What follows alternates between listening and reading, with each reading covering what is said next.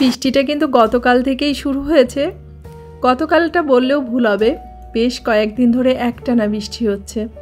এই বৃষ্টি আবার এই একটু থামছে, আবার বৃষ্টিটা শুরু হয়েছে। তো ঘুম থেকে উঠে দেখি ভীষণ জোরে বৃষ্টিটা শুরু হয়েছে। নমস্কার, আমি লিপি সাহা। হ্যালো এভরিওয়ান, কী অবস্থা, কেমন আছেন সবাই? আশা করছি খুব ভালো আছেন সবাই। আমরাও ভালো আছি আপনাদের আশীর্বাদে, ঈশ্বরের কৃপায়।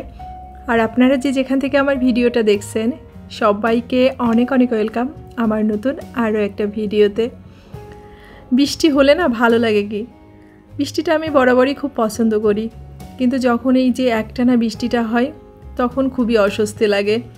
ছেলেদের স্কুল থাকে, তারপর হচ্ছে বাইরে বের হলেও ভীষণ অস্বস্তি কাজ করে। আর বাসার মধ্যে কাজ করেও না খুব একটা আরাম পাওয়া যায় না আমার মনে হয়। বৃষ্টি হলে জামা কাপড়গুলোও শুকায় না, ঘরবাড়ি পরিষ্কার করেও মজা নেই, ঘেমে ঘেমে থাকে, খুবই অস্বস্তি লাগে। তো যাই হোক, আজকে তো সোমবার, তো সকালবেলা একটু ধোয়া মোছার ঝামেলাটা বেশি থাকে সপ্তাহের এই দিনটাতে। তো সকালবেলা ঘুম থেকে উঠেই আগেই রান্নাঘরটাকে পরিষ্কার করে নিচ্ছি। তার কারণ হচ্ছে রান্নাঘরের কাজটা আগে করতে হবে, স্বপ্নিলের পাপার জন্য আগে নাস্তাটা বানিয়ে দিতে হবে। তো সে কারণেই আগে ভাবলাম যে রান্নাঘরটাকে আগে পরিষ্কার করি। আজকে আর রুমগুলোকে মুছবো না, যেহেতু বৃষ্টি হচ্ছে বাইরে, জানেন তো। আর বৃষ্টি হলে না প্রতিদিন রুমটা না মুছলেও চলে, কারণ পরিষ্কারই থাকে, ধুলাবালিটা থাকে না। আর মুছলে বরং আরও বেশি স্যাঁতসেঁতে হয়ে থাকে, শুকাতে চায় না, ভালো লাগে না। তো সপ্তাহের সোমবারের দিনটা আসলে রান্নাঘরটাকে আমি এভাবেই পরিষ্কার করে নিই সকালবেলা। আর রান্নাঘরটাকে পরিষ্কার করে কিছু থালা বাসন ছিল সেগুলোকেও ধুয়ে রেখেছি। আর হাত মুখ ধুয়ে বাসি জামাটাকে চেঞ্জ করে তো চলে আসছি এই যে নাস্তা বানাতে। ওই যে বললাম স্বপ্নিলের বাবা একটু তাড়াতাড়ি বেরিয়ে যাবে, তা ওর আর কি নাস্তার খুব একটা ঝামেলা থাকে না, একটু রুটি হলেই হয়। আর এখনও যেহেতু আম পাওয়া যায়, তো প্রায় প্রতিদিনই এখন হচ্ছে আম রুটিটাই খাই, এখন আর চাটা সকালে খাই না। তো এদিকে রুটিটাকে বানিয়ে নিচ্ছি। রুটি খুব একটা যে বেশি ভাজা হয় সেটাও না। স্বপ্নিলের পাপা ওই 3 থেকে 4টা রুটি খাই, আমি একটা খাই। এই হচ্ছে আমাদের সকালের নাস্তা। আর স্বপ্নিলের যদি ভাতটা থাকে তাহলে গরম করে দিই, নাহলে একটু ভাত রান্না করে দিই, কোনো দিন একটু নুডলস সিদ্ধ করে দিই, তো ওটাই আর কি খাই। আর আজকে যেহেতু সোমবার, ডিমটা ওকে দিব না, তাই ওকে একটু ঝোল নুডলস করে দিব। আর বেশ কিছুদিন হলো বাসায় ঘিটা শেষ হয়ে গেছিলো, তো আজকে ঘিটা জাল দেবো, কালকে জাল দেবো এটা ভাবছি। কিন্তু ওই যে যেদিন আর কি আষ্টে পাকটা থাকে, মানে পেঁয়াজ রসুন মাছের, সেদিন আর কি ঘিটা বানাতে গেলে একটু ঝামেলা হয়।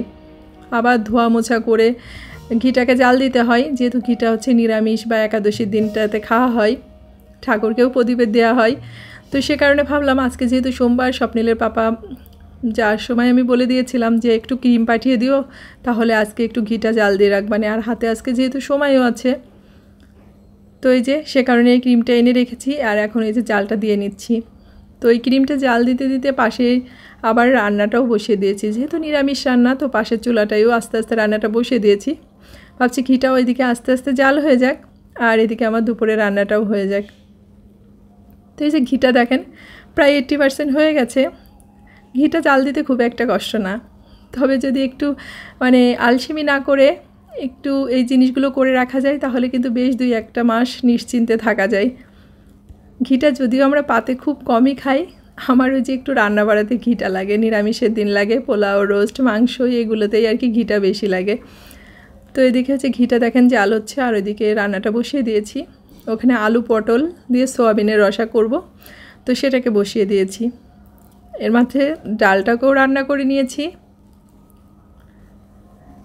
তো দেখেন ঘিটা অনেকটাই হয়ে আসছে, আর বেশি সময় লাগবে না। এই পর্যায়ে আমি একটু আস্তে জালটাকে কম দিয়ে রাখবো, যাতে নিচে থেকে লেগে না যায়। আর একটু ঘন ঘন নাড়তে হবে।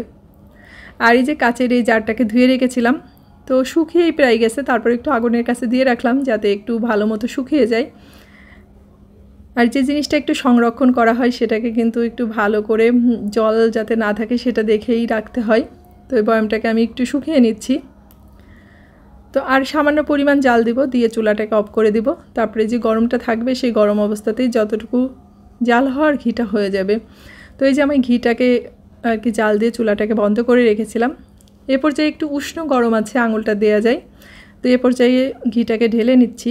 বেশি গরম ঘি আর কি কাচের জারের মধ্যে ঢালবো না, আবার বেশি ঠান্ডা হয়ে গেলে ঘিটা কিন্তু জমে যায়, তাই একটু উষ্ণ গরম অবস্থাকেই ঢেলে নিলাম। তো এই যে এখন এটাকে রেখে দিব। আর কি দুপুরে কী কী রান্না হয়েছিলাম সেটাও আপনাদের সাথে একটু শেয়ার করে দিই, যেটা আমার প্রতিদিনেরই রুটিন থাকে। তো আজকের ভিডিওটা এ পর্যন্তই। সবাই ভালো থাকবেন, সুস্থ থাকবেন। দেখা হচ্ছে নেক্সট ভিডিওতে।